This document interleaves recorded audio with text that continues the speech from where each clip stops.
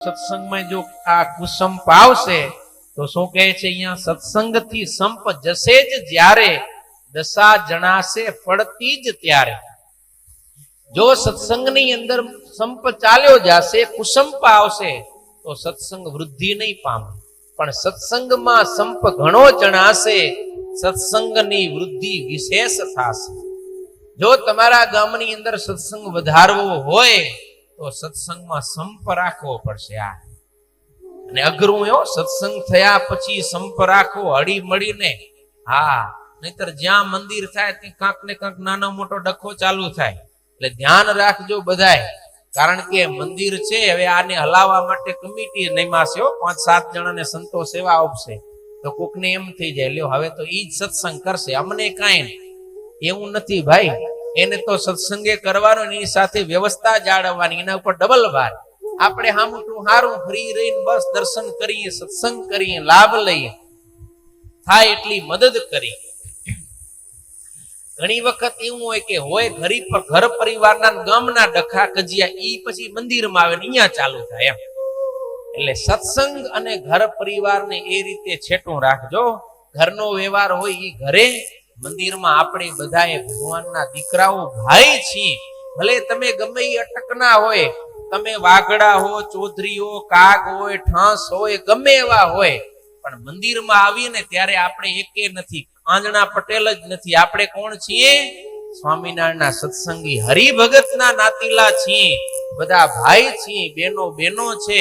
સંપી હળી મળીને સત્સંગ કરવો, એમાં પણ એકબીજાનો ઘસારો સહન કરવો, મદદ કરવી, મહિમા સમજો. આ ભગવાનના મોટા ભક્ત છે, આ ભગવાનના મોટા ભક્ત બહેન છે.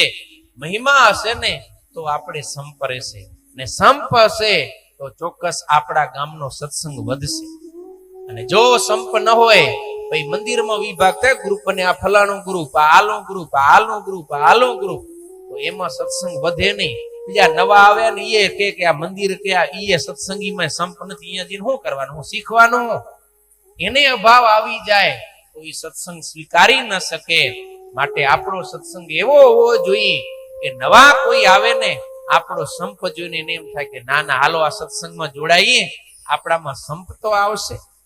એટલે માટે અત્યારથી કહું છું, ધ્યાન રાખજો કે મંદિરની અંદર બધાએ હળી મળી સંપ રાખીને સત્સંગ કરવાનો છે. મારું તારું એવું ક્યારે આ મંદિરમાં થવું જોઈએ નહીં. કથા શું કહે છે કે જ્યાં ભગવાન અને સંતોનો નિવાસ છે ત્યાં કને પશુઓ પણ પોતાનો પરસ્પર વૈરી સ્વભાવ છોડી દે. તો આ મંદિરમાં ભગવાન બિરાજશે નહીં બિરાજે? સંતોનું આવાગમન રહેશે કે નહીં રહે? તો અહીંયા કને પણ વેર ઝેર મારું તારું પ્રવેશ કરવો જોઈએ નહીં. આ મંદિરની જેટલી બાઉન્ડ્રી છે ને એમાંથી આજથી કળિયુગ નીકળે રહ્યો, આજથી કળિયુગ ગયો, અને અહીંયા કને હવે સતયુગ સમ ધર્મની સ્થાપના થાય છે. માટે અહીંયા કને ધર્મ, ભક્તિ, જ્ઞાન, વૈરાગ્ય ઇત્યાદિ સદગુણો નિવાસ કરીને રહેશે. પણ કામ, ક્રોધ, લોભ, મોહ, માયા, આશા, તૃષ્ણા, ઈર્ષા, અદેખાઈ, રાગ, દ્વેષ, આ બધા દોષોને આ 5 દિવસમાં આ સંતો અહીંયાથી રવાના કરશે. આ દિવ્ય ભૂમિનું નિર્માણ થાય છે. સ્વયં પરમાત્મા જ્યારે અહીંયા કને પધારશે ને ત્યારે આ ગામની આટલી ભૂમિ એ ભગવાનનું દિવ્ય અક્ષરધામ બનશે, અને આપણે સૌ કોઈ એ અક્ષરધામના મુક્ત બનવાના છે. સુરત મુનિ કહે કે હે પ્રતાપસિંહ રાજન, આ રીતે એ બદ્રિકાશ્રમની અંદર બધાએ પશુ પક્ષીઓ પણ પોતાનો વૈરી સ્વભાવ છોડીને રહે છે. વળી એ બદ્રિકાશ્રમની અંદર રહેલા ઋષિ મુનિઓ ભગવાનને પ્રસન્ન કરવાને માટે અનેક પ્રકારના તપ કરે છે. કોઈક ઋષિઓ તો એવા છે કે જે 6 મહિને એક જ વખત જમે છે. ને શું જમે ખબર તમને? બદ્રિકાશ્રમ એ ભગવાનનો જે આશ્રમ છે ત્યાં કને એક બોરડીનું ઝાડ છે, એ બહુ વિશાળ છે. વિશાળ એટલે એ બોરડીનું નામ છે વિશાલા. બોરડીનું નામ શું છે? વિશાલા. એ વિશાલા બોરડીની નીચે ભગવાન નરનારાયણ દેવની પર્ણકુટી છે, અને એવી બોરડીઓ ત્યાં અનેક છે. અને એ બોરડીની અંદર બોરા થાય, અને એ થોડા મોટી સાઈઝ ના થાય. ઘણા ઋષિ મુનિઓ એવા છે કે આખા વર્ષમાં એક જ બોર ખાય અને આખું વર્ષ પસાર કરી નાખે. અર્થાત કે આખા વર્ષ સુધી એક બોરનું ફળ જ જમે, બાકી તપ કરે.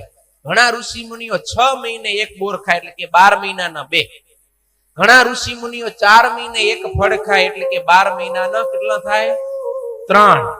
આવી રીતે અલગ અલગ રીતે તપ કરે. કોઈક ઋષિ મુનિઓ એવા કે હમુરું બોર પણ જમતા નથી, માત્ર વાયુ ભક્ષણ કર્યો. ઘણા ઋષિ મુનિઓ એવા છે કે જળ પીને તપ કરે છે. લ્યો, હવે એક બાજુ આપણે વિચાર કરી, એને તો ભગવાનની પ્રાપ્તિ થઈ ચૂકી છે, ભગવાનની સમીપે નિવાસ કરીને ભગવાનના ધામમાં રહેલા છે, છતાંય પણ ભગવાનને રાજી કરવા માટે તપ કરે છે.